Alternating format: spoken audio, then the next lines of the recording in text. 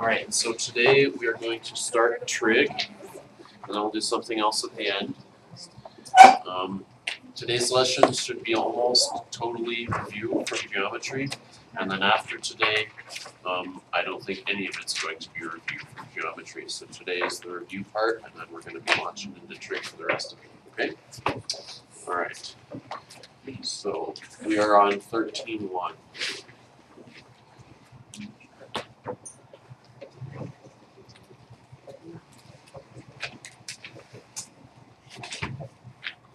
Okay, so trigonometry, remember, what is trigonometry? Can someone tell me what it is? What's the word mean?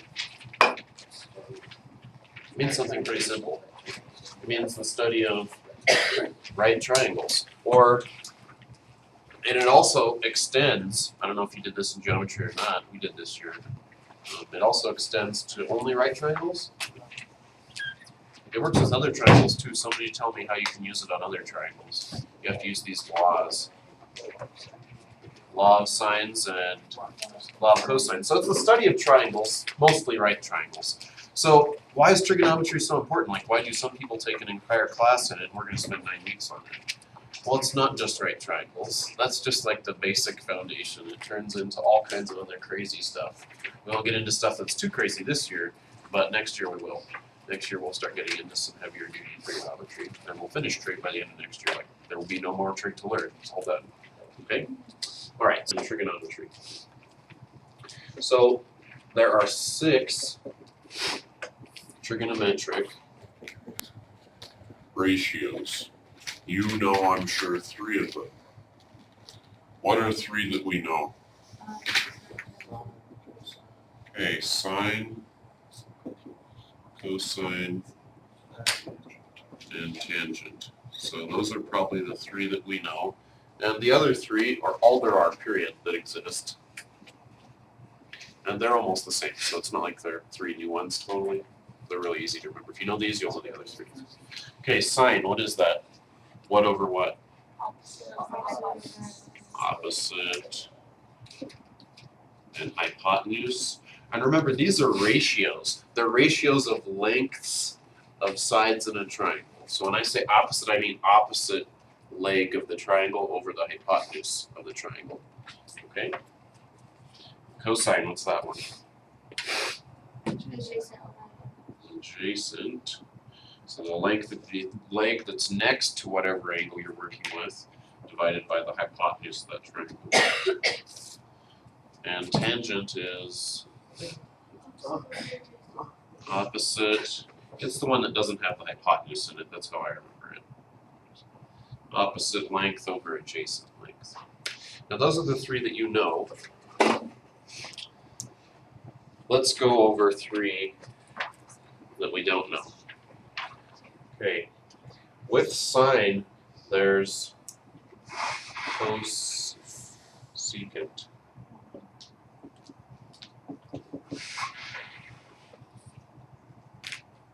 With cosine, its partner function, its co-function is secant. And with tangent, its co-function is cotangent. Now, why am I partnering them up or pairing them up like this? It's because, what? They're inverse functions, you said? Good guess? No? Very good guess. These are not inverse sine, inverse cosine. Remember the little -1 guy? Not the same thing. Good guess. Okay, they're partnered up because all you do is each one is the reciprocal. Each one is the flipped. So that's why I put these next to each other, because this one's going to be what? Hypotenuse over opposite. Exactly. And so forth down the line. Well, let's just abbreviate. So then this one's going to be hypotenuse over adjacent, and this one's going to be adjacent over opposite. Now, these all have little abbreviations that we're going to use when we see them in equations. I mean, you're hardly ever going to see them written out like this. So sine, you write like sine of your angle. Cosine, cos, angle, tan, angle. The new ones are CSC, that's cosecant, secant, and cotangent. Okay, so that's what they're going to look like when you see them.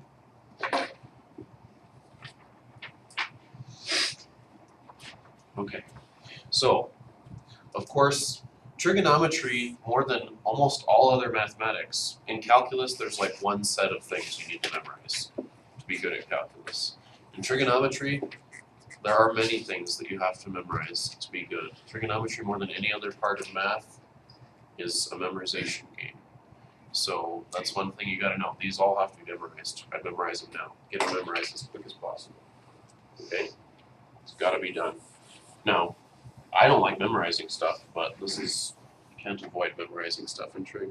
I'll try to limit how much you need to memorize, but there's gonna be some. Okay? So let's say we have a triangle that looks like this.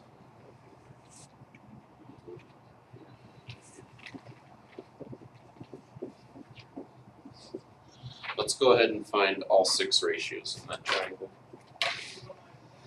So I'm going to find the sine.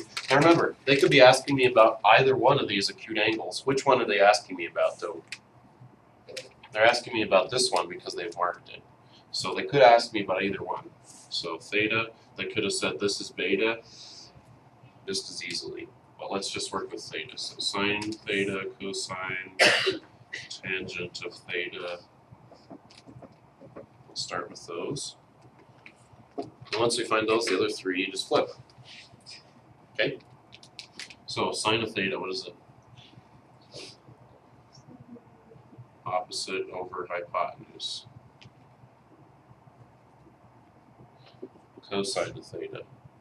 The thing that's next to it, these 2 things are both next to it. That's the hypotenuse though, so that's the adjacent. So 24 over 25. Tangent is then opposite over adjacent. And if you've got those 3, the other ones are really easy, right? You just go cosecant, secant, cotangent. And what do I do with each one of those? Don't think too hard. Don't be trying to go, oh, is it this over this? If you line them up right, you just flip, right?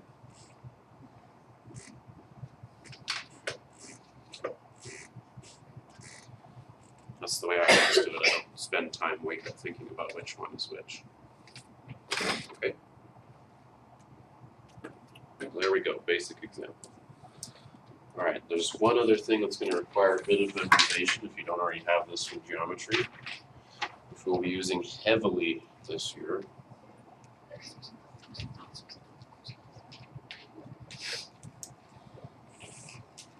And which you need to know all the way up through calculus and beyond. So there's, how many special right triangles exist? There's just 2. So it's nice because there's only 2. And you use these really heavily this year especially. What are they? You've got a 45, 45, 90 triangle and a 30, 60, 90. Based on the way I drew it, where do you think the 30 goes? Up here or down? Or down one, right? When you're drawing your 30, 60, 90 triangle, I would try to draw it so that you have a shallow angle on one side. Why? Because when we start doing unit circle calculations, it'll make your life easier, okay? Trying to draw that triangle at least kind of decent is going to help you. This is what kind of triangle besides 45, 45, 90? Since these are the same. No, it's These are the same. Okay? So, we are going to say that these are both 1. So I could use the Pythagorean theorem to find that this side is root 2.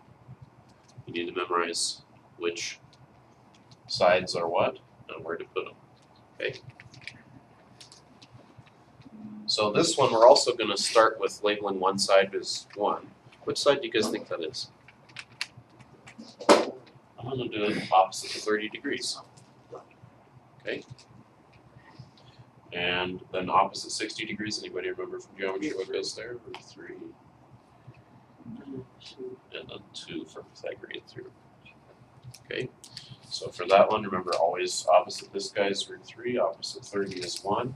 And the way that I remember, and I don't mix these two up because these two are easy to mix up, I think. What's bigger, 1 or root 3? Remember, root 3 is about 1.73. It's definitely bigger, so it's going to go opposite the bigger angle. That's why I said drawing the triangle kind of correctly is a good way to remember. Okay? Alright, so we've got those. Why is that important? Well, it allows us to start doing a few calculations. For instance, we could now do the sine of 30 degrees and figure out how much that is without our calculator. Exactly. We could do the tangent of 30 degrees. We could do the sine of 45 degrees. We could do the secant of 45 degrees. So let's just do those. And then you guys get the idea. So to do these calculations, you have to either have the triangle in your head, which has always been difficult for me. Like even to this day, I can do it, but I have to think hard. So I like to draw the triangle. Maybe it's just because I'm not very good at math. Seriously. Hey, sine of 30, you look at this triangle, you look at this angle, and you take the sine, which is what? 1/2. So sine of 30 degrees is 1/2. Tangent of 30 degrees, so I look at that angle again. Opposite over adjacent, it's 1 over root 3. We're going to simplify that one later, but I'll let us leave it for now. Sine of 45 degrees. I'll look either one of those. Doesn't matter, I'll go that one. Opposite hypotenuse. Secant of 45 degrees. I can look at either one. Let's look at this one. Now, secant you probably don't know yet. But which guy does it go with? Does it go with sine, cosine, or tangent? Cosine. So think about the cosine. The cosine is adjacent 1 over hypotenuse, so it's 1 over root 2, but secant makes it flipped. So it's root 2 over 1, which is just root 2. Okay? So the only thing that's going to make these difficult is if you're not trying physically to remember these triangles. If you can remember these triangles, you're good. And that will make you golden in this whole chapter, really. Most important thing in this chapter. Okay? Alright. So let's do a couple other things for geometry.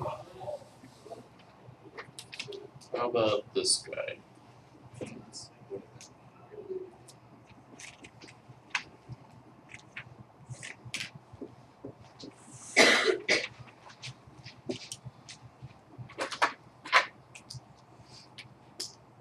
Okay.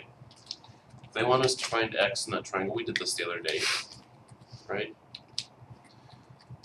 I need to first look at which angle they gave me. Which angle did they give me that's going to be helpful? They gave me 2. But which one's the one that's going to be helpful? The acute angle. 90 never matters. Okay, now in reference to that, what sides are labeled? I've got the opposite. You can write this down or not. And what else have I got? The hypotenuse. So which ratio does that mean I would use? Sine. And you could actually use sine or cosecant, but I like to use the easy ones. They'll always work. So sine of 30 is what now? Bless you. X over 74. Solve for x, multiply with 74, and you're done. So 74 times the sine of 30 is x. And didn't we just learn how to do the sine of 30? Look at the triangle. What's the sine of 30? 1/2. So that's 74 divided by 2, or 37. There we go. Questions on any part of that one? Okay. I'm going a little fast today. And that's because I know most of you either had me or Mr. Parks last year, so we should be good with this.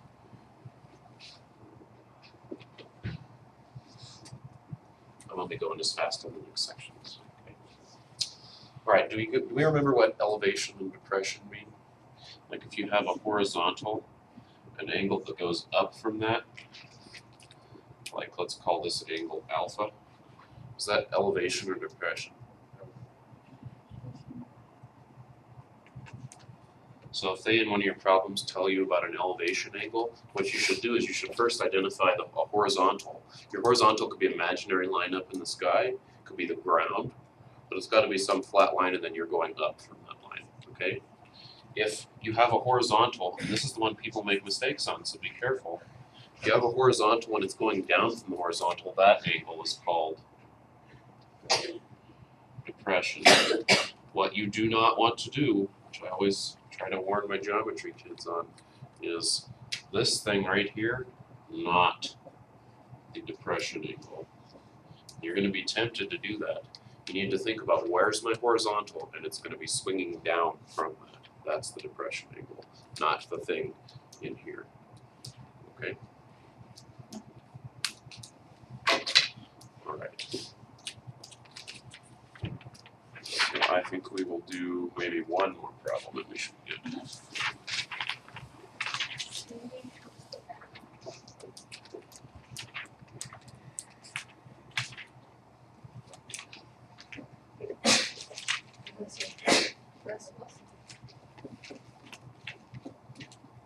So it's most common, and you'll see that in this chapter, for us to use Greek letters for angles. But can you use X to represent how big an angle is? Yeah, I mean the Greek letter is just like theta. Theta, alpha, beta, those are things that are traditionally used to represent angles, that when you're working with equations, you can say, oh yeah, that's probably an angle, right? But that doesn't mean you can't use X. I mean, you can still use X. Still okay. So let's find all 6 trig ratios for angle X here. So I want the sine of angle X, I want the cosine of angle X, etc.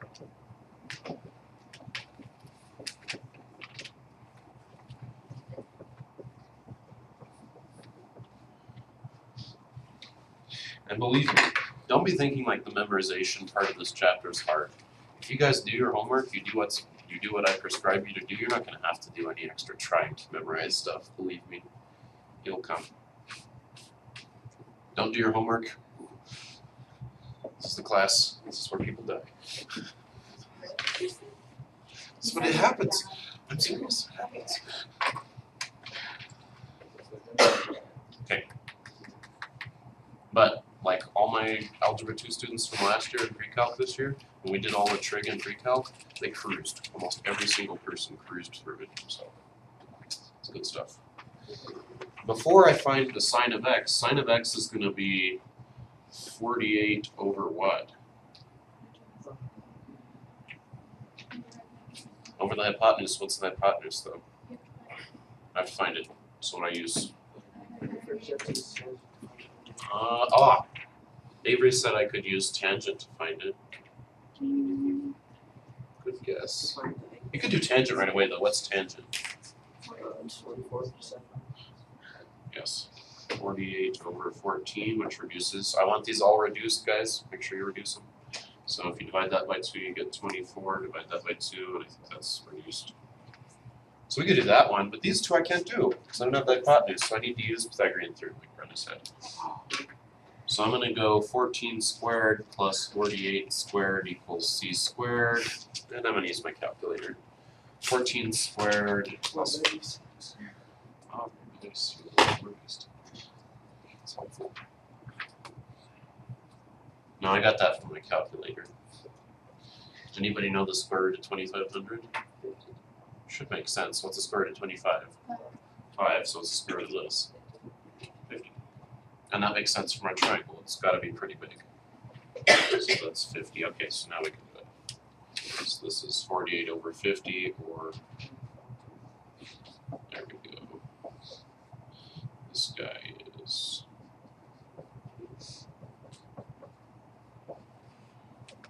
And we're done with all the hard stuff. Natalie, I mean Natalie. What do I do with these last three? Okay, good deal.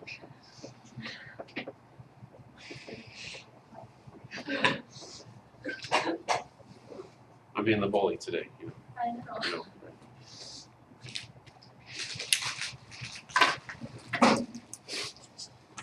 Okay, I think you guys are set. Okay, so I didn't give you a ton of problems in this one, just a bit to jog your memory and get you working on having these memorized things down.